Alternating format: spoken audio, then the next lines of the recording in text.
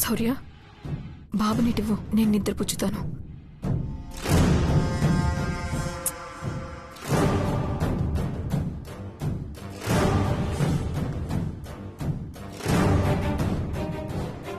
హే కన్నయ్య,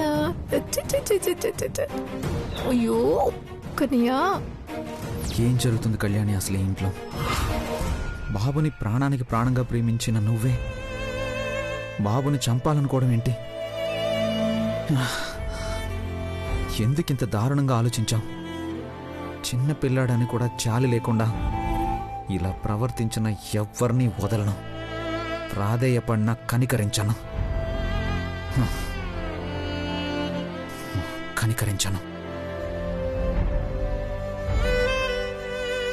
నేనిచ్చిన షాక్ నుండి ఇంట్లో ఎవ్వరూ ఇంకా బయటకొచ్చుండరు. నేను అగ్నిపర్వతం, నన్ను కదిలించొద్దు, లావాలో దహించేస్తానని ఎంత చెప్పినా నా మాట ఎవ్వరూ వినలేదు. ఇప్పుడు అనుభవిస్తున్నారు. కళ్యాణి, రేపు రోజులాగే సూర్యుడు వస్తాడు, కోడి కూస్తుంది, తెల్లారుతుంది. కానీ నీ బ్రతుకు తెల్లారిపోతుంది. ఈ ఇంట్లోకి శాశ్వతంగా రాకుండా చేస్తాను. ఇక జన్మలో నిన్ను శౌర్య క్షమించడు.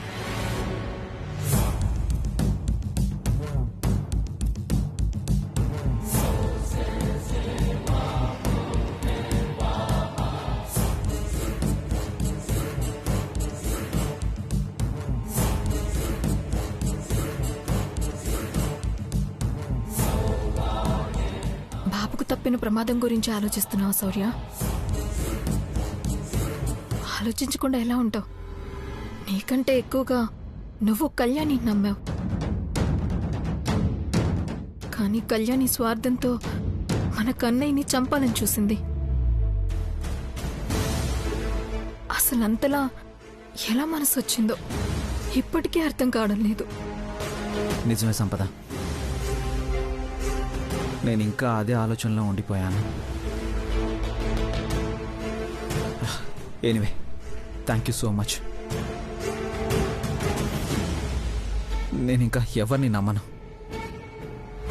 నీకు కళ్యాణికి చాలా తేడా ఉంది. కళ్యాణి చూపించే ప్రేమకి నీ ప్రేమకి చాలా తేడా ఉంది. ఈ రోజు నుండి బాబుకి అన్నం కూడా నువ్వే తినిపించాలి, నువ్వే వాణ్ణి ఆడించాలి, నువ్వే జాగ్రత్తగా చూసుకోవాలి. ఇంతలా చెప్పాలా శౌర్య? అది తల్లిగా నా బాధ్యత.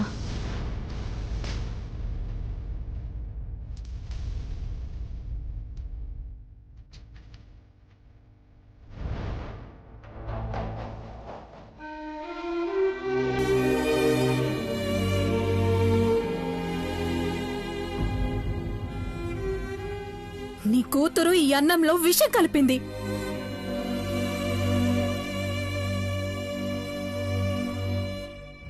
ఎస్ సార్, ఏదో విషప్రయోగం జరిగింది. అన్నీ తెలిసే మాట్లాడుతున్నానమ్మా. ఈ కళ్యాణియే నా బిడ్డని చంపాలనుకుంది.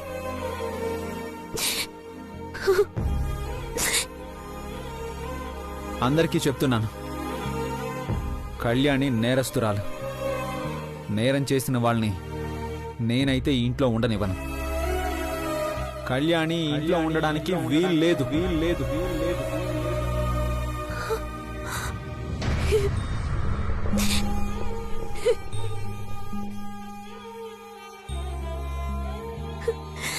కన్నయ్య, నేను నీ విషయంలో ఇలా ఎందుకు చేస్తాను? నువ్వంటే నాకు ప్రాణం కన్నయ్య. నా ప్రాణం పోయినా నీ విషయంలో నేను తప్పు చేయను. ఆయన సంపద చెప్పిన మాటలు ఆఫీసర్ ఎలా నమ్ముతారు?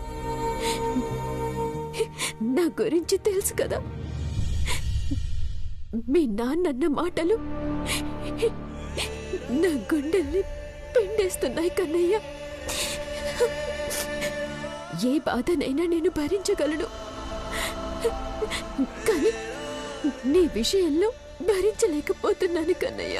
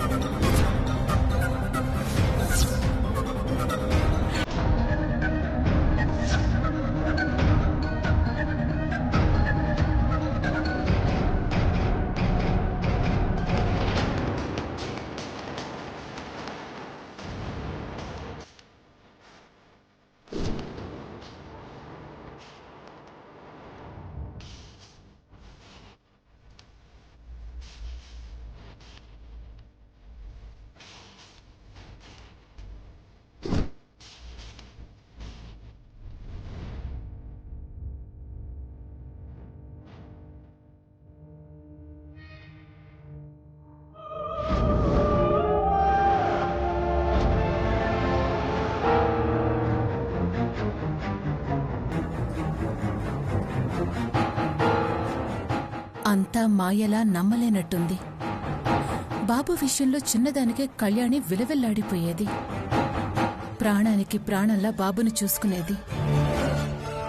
నిజానికి సంపద కూడా ఎప్పుడూ అలా చూసుకుని ఉండదు. అలాంటిది కళ్యాణి ఇలా చేసిందంటే ఆశ్చర్యంగా ఉంది.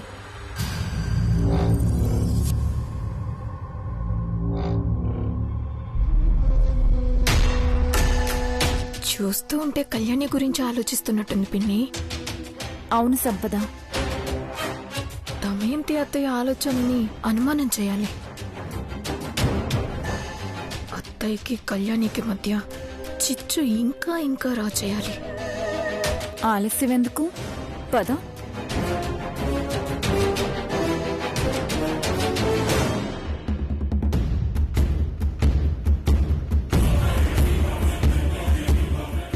ఏం ఆలోచిస్తున్నారు అత్తయ్య? కళ్యాణి గురించేనా? కళ్యాణి గురించే అయి ఉంటుందిలే. ఎంతైనా మేనకోడలు. చిన్నపిల్లాడి విషయంలో ఇలా చేసింది అంటే ఆ మాత్రం బాధ కోపం ఉంటాయి కదా. ఏమంటావు పిన్ని? ఉన్నమాటే కదా. అసలే దమయంతి వదినికి ఆత్మాభిమానం ఎక్కువ. పరువు ప్రతిష్టలంటే ప్రాణం ఇస్తుంది. ఇన్ని రోజులు మంచిది మంచిది అని నెత్తిన పెట్టుకుంది కదా.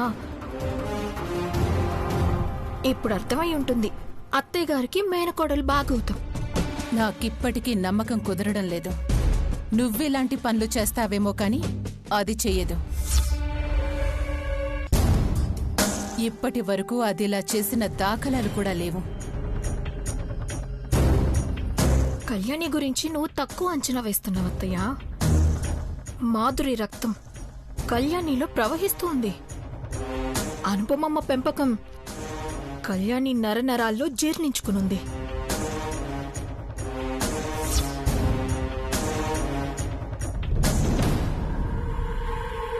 మీకున్న తెలివితేటలకి మీరెప్పుడో కళ్యాణిని అర్థం చేసుకుని ఉండాలి అత్తయ్య. ఆ మాధురి వచ్చి అనుపమమ్మని సైడ్ చేసి మీ అన్నయ్యను మీకు కాకుండా చేసినట్టు నాకు శౌర్యం దూరం చేసింది. అది దూరం చేసిందా? నువ్వు దూరం అయ్యావా? సిగ్గులేదు ఆ మాట అంటానికి? దీని తమ్ముడితో ప్రేమాయణం నడిపి వాడితో వెళ్ళిపోయావు కదా. నిజమే అత్తయ్య. నాకు పెళ్ళయ్యి శౌర్యతో బాబు పుట్టిన తర్వాత వెళ్ళిపోయాను. దానికి కారణం కళ్యాణి.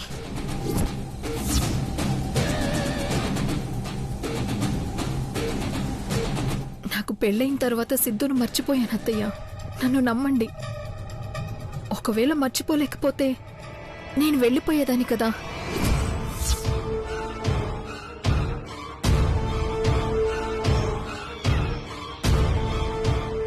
నాకు మాయమాటలు చెప్పి నా మనసు మార్చింది. నేను వెళ్ళిపోయేలా చేసింది. ఇదంతా ప్లాన్ అత్తయ్య. అనుపమమ్మ ఎలా అయితే మెల్లగా ఇంట్లో వాళ్ళని తను గుప్పెట్లో పెట్టుకొని మీ ఇంట్లో మీకు విలువ లేకుండా చేసిందో అలాగే ఇప్పుడు కళ్యాణి మీ అబ్బాయితో సహా అందర్నీ గుప్పెట్లో పెట్టుకుని మళ్ళీ మీ మీద కూడా పెత్తనం చేస్తుంది.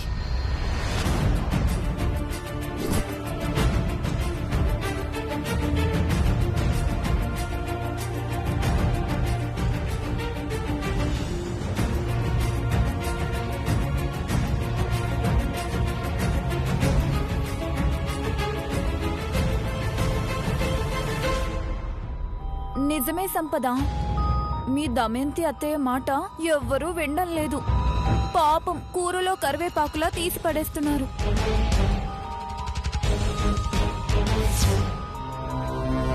ఒక్కోసారి వదిన్ని చూస్తుంటే నాకే జాలేస్తుందనుకో.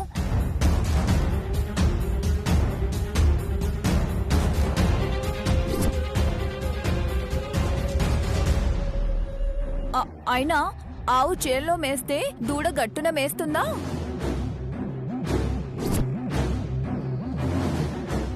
మాధురి అనుపమమ్మ ఇద్దరినీ కలిపితే కళ్యాణి.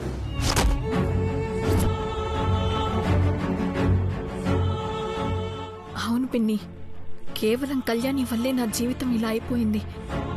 అయినా దేవుడు నా వైపు ఉన్నాడు కాబట్టి నా బాబు నాకు దక్కాడు. వాడికేమి కాలేదు. కళ్యాణి పైకి మెత్తగా కనిపించే తేనె పూసిన కత్తి.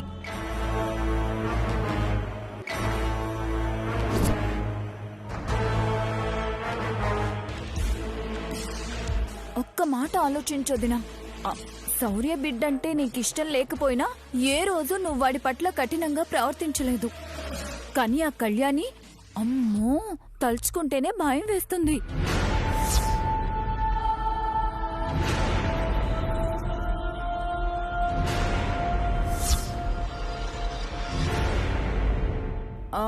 ఈరోజు బాబు విషయంలో చేసింది రేపు కోపం వస్తే మనందరి విషయంలో చేయదనే గ్యారెంటీ ఏంటి? అదే సొంత కొడుకైతే ఇలా చేసేదా?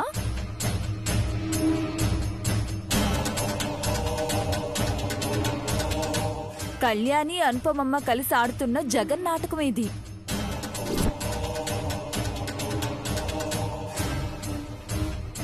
నువ్వే ఏదో ఒకటి చేయాలొదినా.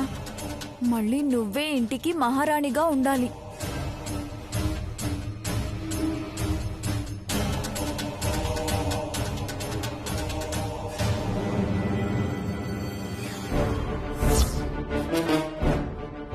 మీ అబ్బాయితో సహా అందర్నీ గుప్పెట్లో పెట్టుకుని మళ్ళీ నీ మీద కూడా పెత్తనం చేస్తుంది. మీ దమయంతి అత్తయ్య మాట ఎవ్వరూ వినడం లేదు. పాపం కూరలో కరివేపాకులా తీసి పడేస్తున్నారు.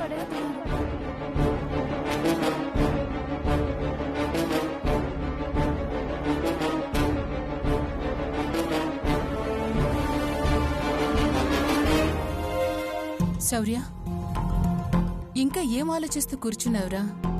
కళ్యాణి గురించా? అది తప్పు చేసింది, శిక్ష అనుభవించాలి. నువ్వు పోలీస్ వాడివిరా, ఇంత మెతగ్గా ఉంటే ఎలా? నువ్వింత మంచివాడివి, పైగా మెతక కాబట్టి ఆ కళ్యాణి సంపదలు రాక్షసుల్లా ఈ ఇంట్లో అడుగుపెట్టి ఈ ఇంట్లో ఆనందాలు లేకుండా చేశారు, చేస్తున్నారు.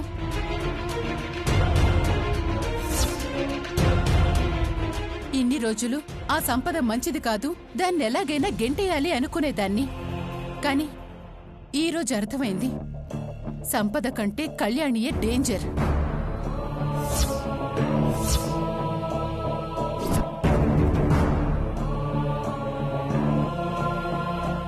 ముందు దాన్ని ఇంట్లోంచి పంపించేయాలి. నెలలు నిండిని పసివాణ్ణి ప్రాణంలా చూసుకుంటుందని నువ్వనుకున్నావు. అది అలాగే అందర్నీ నమ్మించింది కూడా.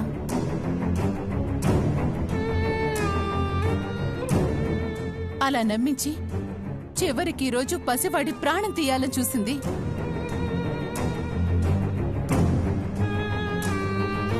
నీ ప్రేమ వల్లో, వాడి అదృష్టం వల్లో వాడికేమీ కాలేదురా.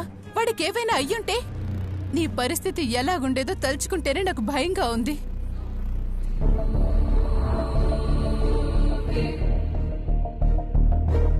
ఇప్పటికైనా మించిపోయింది లేదు శౌర్య. బాగా ఆలోచించి నిర్ణయం తీసుకో. పాముకి పాలు పోసి పెంచుకున్నట్టు ఆ కళ్యాణిని ఈ ఇంట్లోనే ఉండనిస్తావో లేకపోతే ఇంటి నుండి బయటకి పంపిస్తావో నీ ఇష్టం. ఒకవేళ నువ్వుండనిస్తానన్నా నేను ఒప్పుకోను. నీ చేత్తో నువ్వే పంపిస్తే బాగుంటుంది. అదే నేను గెంటేస్తే వేరేలా ఉంటుంది.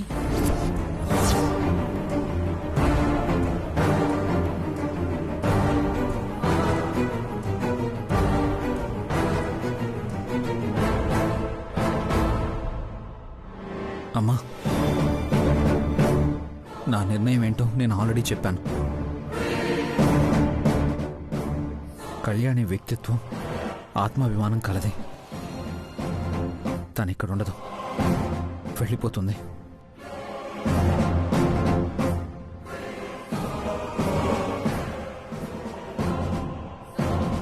రేపటిదాకా సమయం ఇచ్చాం. అయినా అర్ధరాత్రి ఆడపిల్లని బయటికి ఎలా పంపిస్తాం?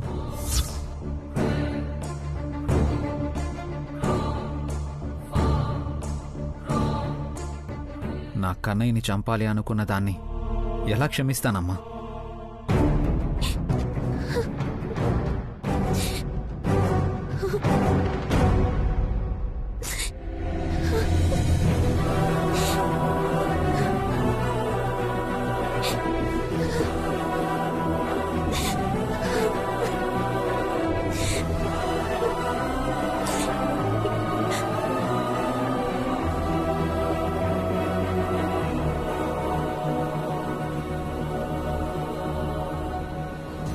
తొందరపడుతున్నావు కళ్యాణి.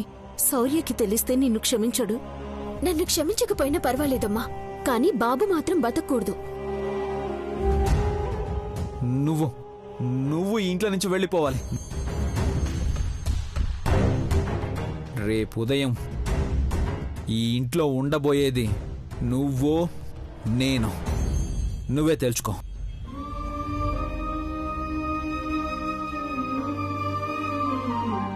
బాధపడకు శివ. కొన్నిసార్లు మనం కళ్ళతో చూసినవి కూడా నమ్మకూడదు. ఇన్నాళ్ళు కళ్యాణి మీద చూపించిందంతా ప్రేమే అనుకున్నాం, కానీ సంపద రాగానే ఇలా మారిపోయి తన మాటే వేదవాక్కుగా చేసుకుంటాడని అనుకోలేదు.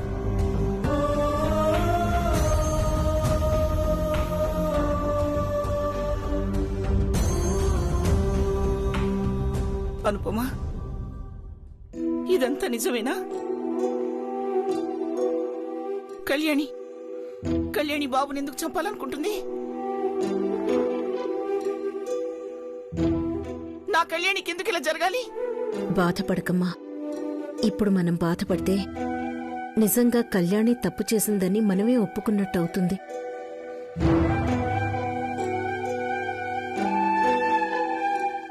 ఏమిటిది అనుపమా? ఇంటి పెద్దగా ఉన్నాను కాని గర్వంగా చెప్పుకోవడానికి ఒక్క మంచి పని కూడా చేయలేకపోయాను.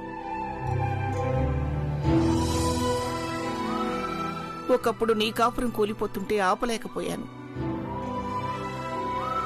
నా కొడుకు చేసిన తప్పుని సరిదిద్దలేకపోయాను. నీ తలరాత ఇంతే అనుకున్నాను.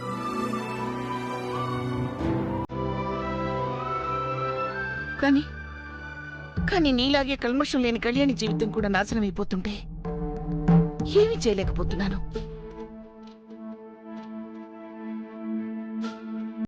కన్నయ్య ప్రాణం అనుకుని బతుకుతున్న కళ్యాణి వాడికి విషం పెట్టడం ఏమిటి? ఆ విషయాన్ని శౌర్య నమ్మటం ఏమిటి? అదే నాకు అర్థం కావట్లేదమ్మా. పురిట్లోని పసిబిడ్డను వదిలేసిన సంపదకి, పసిబిడ్డ దైవంతో సమానం అనుకునే కళ్యాణికి చాలా తేడా ఉందమ్మా. శౌర్య కళ్యాణి గురించి ఇంతగా తప్పుగా అనుకుంటున్నాడంటే సంపదే కారణమమ్మా. అవును శివ, పేగుబంధం తెంచుకుని వెళ్ళిన సంపద బాబు మీద ప్రేమలా పెంచుకుంటుంది.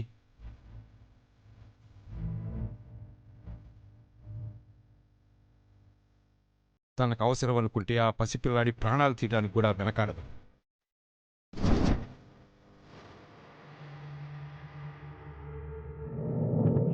నాకు తెలిసి తనే తన కొడుక్కి విషం పెట్టుంటుంది.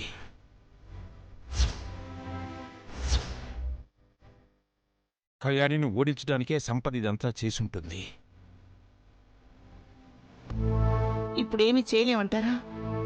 ఏదైనా అంటే శౌర్య ఊరుకోడు కదమ్మా. అంతా అయిపోయింది. ఇక శౌర్య కళ్యాణి సంతోషంగా ఉంటారనుకునే సమయంలో రాబందు అడుగుపెట్టింది. ఇక వాళ్ళ బంధాన్ని ఎలా ఉండనిస్తుంది? అసలు కళ్యాణిని ఎలా ఉండనిస్తుంది? కళ్యాణికేం కాదమ్మా. నీతి నిజాయితీ ఉన్నవాళ్లు మొదట ఓడిపోయినా చివరికి గెలుస్తారు. ఎప్పటికైనా ధర్మమే గెలుస్తుంది. ఎక్కడ ధర్మం అనుపమా?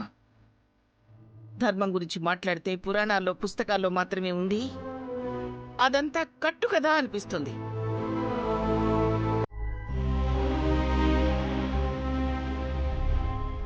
నీకంటే ధర్మంగా ఉండేవాళ్ళని నేనెవ్వరినీ చూడలేదు. మరి నీ జీవితం ఏమైపోయింది?